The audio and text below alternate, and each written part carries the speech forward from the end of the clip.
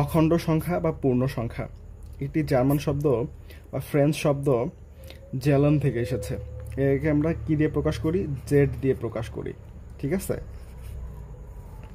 আচ্ছা, এর ইংরেজি হচ্ছে ইন্টিজার, INTER, ইন্টিজার।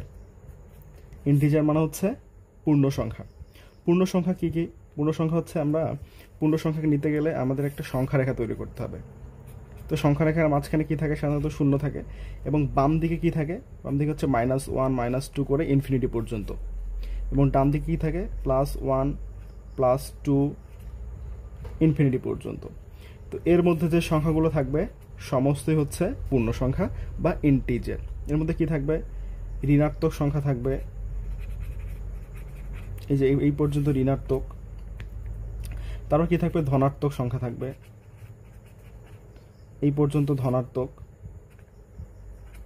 ঠিক আছে। এবং অঋণাত্মক সংখ্যা থাকবে। অঋণাত্মক সংখ্যা বলতে কি বোঝাচ্ছি? 0 থেকে শুরু করে ডান দিকে ইনফিনিটি পর্যন্ত সংখ্যাগুলো থাকবে, সেগুলো হচ্ছে অঋণাত্মক। তাহলে ইন্টিজার বা পূর্ণ সংখ্যা হচ্ছে কত প্রকার? 3 প্রকার। এটা হচ্ছে ঋণাত্মক, এটা হচ্ছে ধনাত্মক, আর এটা হচ্ছে অঋণাত্মক। ঋণাত্মক কোনগুলো? এই যে -1 থেকে ইনফিনিটি পর্যন্ত বাম দিকে। এবং ধনাত্মক কোনগুলো? +1 থেকে ডান দিকে ইনফিনিটি পর্যন্ত। এবং অঋণাত্মক সংখ্যা কোনগুলো? অঋণাত্মক সংখ্যা হচ্ছে 0 থেকে ডান দিকে ইনফিনিটি পর্যন্ত সংখ্যাগুলো, সেগুলোই হচ্ছে অঋণাত্মক সংখ্যা। তাহলে এই পূর্ণ সংখ্যা বা ইন্টিজার বা অখণ্ড সংখ্যা হচ্ছে 3 প্রকার। তাহলে আমরা বুঝতে পারলাম যে পূর্ণ সংখ্যাগুলো কি কি। ওকে, অনেকে আবার ইনফিনিটি কথাটা বুঝে না। ইনফিনিটি হচ্ছে এই যে বাম দিকে অসীম পর্যন্ত সব কি সংখ্যা হবে? মাইনাস সংখ্যা।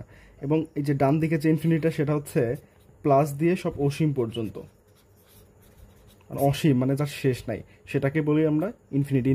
ইনফিনিটি মানে হচ্ছে অসীম, অসীম পর্যন্ত। বাম দিকে অসীম পর্যন্ত মানে শেষ, মানে শেষ হবেই না। এটা হচ্ছে ডান দিকে অসীম পর্যন্ত প্লাস সংখ্যাগুলো। ওকে।